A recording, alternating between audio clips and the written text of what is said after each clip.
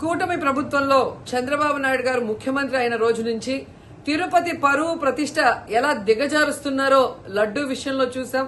మొన్న మనుషులు చనిపోయిన విషయం మనం చూసాం. ఈ రోజు డిప్యూటీ మేయర్ ఎన్నికల్లో ఏ విధంగా మేయర్ మీద గాని, అలాగే వచ్చిన కార్పొరేటర్ల మీద, అలాగే దళిత ఎంపీ మీద దాడులు చేయటం మనం కళ్ళారా చూస్తున్నాం. ఒకవైపు వైఎస్ఆర్సీపీ నాయకులు మాకు అవసరం లేదంటూనే చంద్రబాబు నాయుడు, లోకేష్, మరోవైపు తమ నాయకులతో ఏ విధంగా కార్పొరేట్ల మీద, బస్సు మీద, అలాగే మేయర్ మీద, ఎంపీ గారి మీద దాడి చేశారు, రాళ్లతో కొట్టారు, బూతులు తిట్టారు, కొంతమందిని కిడ్నాప్ చేసి తీసుకెళ్లడం మనం కళ్ళారా చూస్తున్నాం.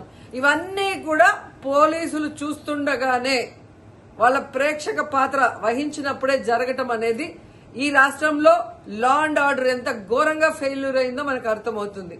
అండ్ పవన్ కళ్యాణ్ గారు, మీ ఎమ్మెల్యే, జనసేన ఎమ్మెల్యే తిరుపతిలో ఎంత దిగజారిపోయి ఈ రోజు కార్పొరేటర్ని కిడ్నాప్ చేస్తున్నారో ఒకసారి గమనించండి.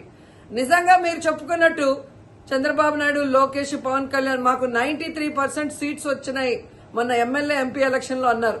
మీది ఈవీఎం గెలుపు అని అందరూ కూడా అనుకున్నారు. అదే నిజం అనేది ఇక్కడ మళ్లీ ప్రూవ్ అయింది.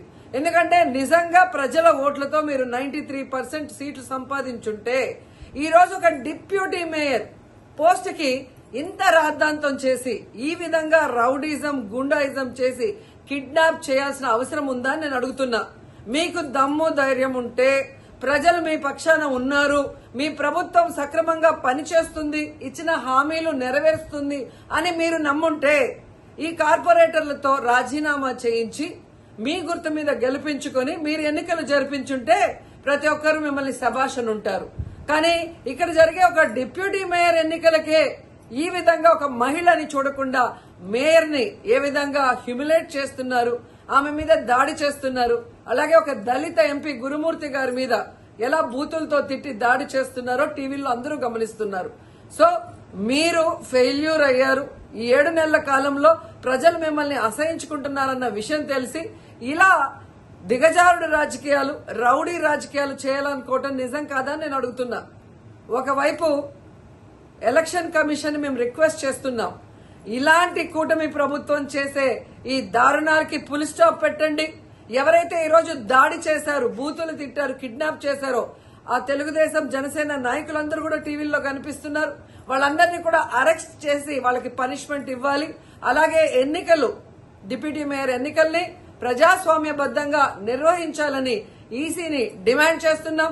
అలాగే చంద్రబాబు నాయుడు, లోకేష్, పవన్ కళ్యాణ్ కి తెలియజేసుకుంటున్నాం, మీకు ప్రజల పక్షాన నిలబడి ప్రజలకి మంచి చేశాము అన్న నమ్మకం ఉంటే, మీకోసం ఎవరైనా వస్తే వాళ్ళతో రాజీనామా చేయించి మీ పార్టీ గుర్తు మీద మీరు ఎన్నికలకి వెళ్ళండి. 3 పార్టీలు ఉన్నాయిగా, బీజేపీ, తెలుగుదేశం, జనసేన. మరి మీకు ప్రజలు ఓట్లేస్తారన్న నమ్మకం లేదా? లేదా ప్రజాబద్దంగా గెలిచిన కార్పొరేటర్లతో మీరు రిజైన్ చేయిస్తే వాళ్ళు గెలుస్తారన్న నమ్మకం లేదా అని ప్రశ్నిస్తున్నాను. సో ఒకసారి తిరుపతికి అమిత్ షా వచ్చినప్పుడు ఎలా బ్లాక్ ఫ్లాగ్స్ ఊపటం, అలాగే రాళ్లు వేయటం అనేది మనం గమనించాం. వాళ్ళు మర్చిపోయి ఉండొచ్చేమో గాని ఈ రోజు రాష్ట్రం అంతా కూడా చంద్రబాబు నాయుడు తిరుపతికి ఎవరొచ్చినా, తిరుపతిలో ఏం జరిగినా, ఏ విధంగా దిగజారుడు రాజకీయాలు చేస్తూ తిరుపతి పరువు ప్రతిష్ట మరి దిగజారుస్తున్నారో అందరూ గమనించి వాళ్ళకి బుద్ధి చెప్పాలని కూడా ప్రజల్ని కోరుకుంటున్నాను.